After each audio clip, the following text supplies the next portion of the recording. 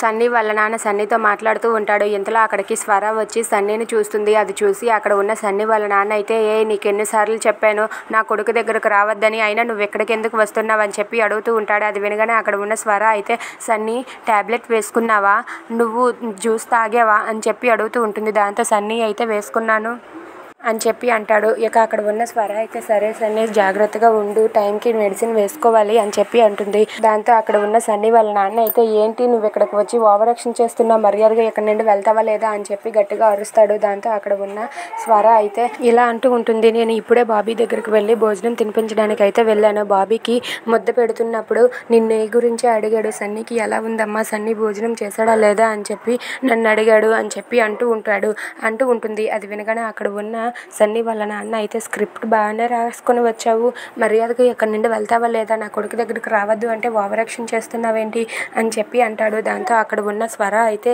Hello, మీరు టైంకి మందులు వేస్తున్నారా, మీరు ఎంతసేపు నన్ను తిట్టడం పని మీదే ఉన్నారు కానీ టైంకి సన్నీకి మందులు వేయటం లేదు, ఇదిగోండి ఈ ట్యాబ్లెట్ వేయాలి, అరగంట పైన అయింది, ఇప్పటి వరకు కూడా ఈ ట్యాబ్లెట్ వేయలేదు, మీరేం చేస్తున్నారో మీకైనా అర్థమవుతుందా అని చెప్పి స్వర అడుగుతూ ఉంటుంది. అది వినగానే సన్నీ వాళ్ళ నాన్న అయితే ఏం మాట్లాడకుండా మౌనంగా ఉండిపోతాడు.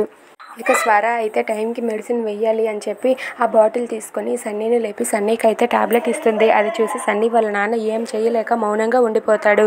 If you like this video please like, share and subscribe friends. Thanks for watching.